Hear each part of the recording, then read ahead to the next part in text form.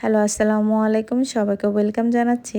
আজকে আমি একটা ভিডিওতে আপনাদের সাথে ৩টা রেসিপি শেয়ার করব।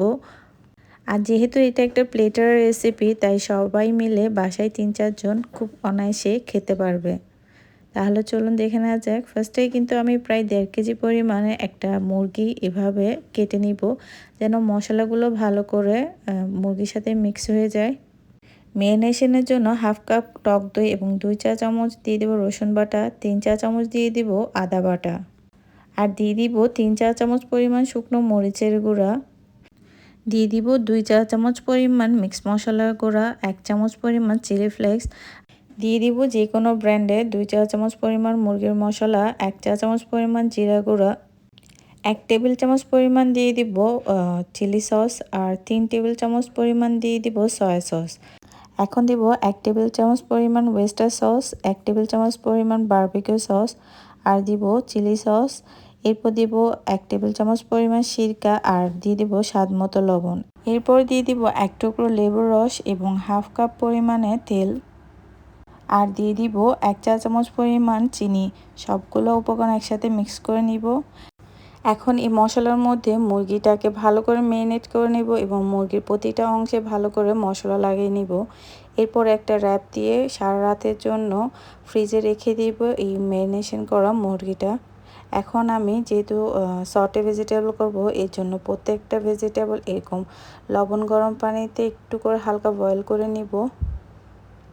এখানে আমি ফুলকপি, গাজর এবং ব্রকলি নিয়েছি।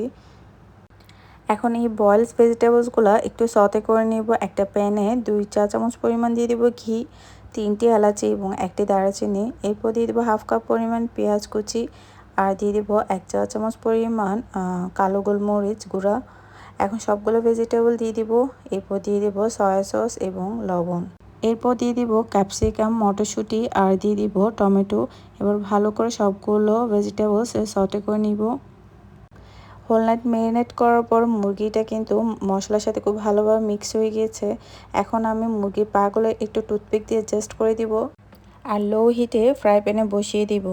আর যখন কিনা একটু ভালো করে ফ্রাই হয়ে যাবে, এই পর্যায়ে আমি কিছু ভেজিটেবল অ্যাড করে নিব এই মুরগির সাথে।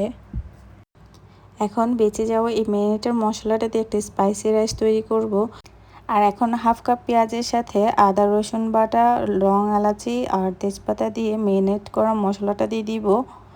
আর মশলাটা যখন একটু তেল উপরে চলে আসবে, এর পর্যায়ে দিয়ে দিব পোলাও চাল। এরপর দিয়ে দিব স্বাদ মতো লবণ এবং পরিমাণ মতো পানি। এর মধ্যেই কিন্তু চিকেনের সাথে যে ভেজিটেবলসগুলো দিয়েছিলাম সেগুলো ভালো করে ফ্রাই হয়ে গিয়েছে। আর এই স্পাইসি রাইসটার সাথে দিয়ে দেবো কিছু মটর, ঘি আর কাঁচামরিচ। তারপর ভালো করে মিক্স করে নিব। এরপর দিয়ে দিব পুদিনা পাতা, দিয়ে একটু কিছুক্ষণ রেখে নামিয়ে পরিবেশন করে নিব। এখন সব কিছু একসাথে প্লেটিংয়ের পালা। আর মুরগির গায়ে একটু তেল ছড়িয়ে দিব যেন মুরগিটা ড্রাই না হয়ে যায়। আর দেখুন সব কিছু একসাথে কত সুন্দর লাগছে।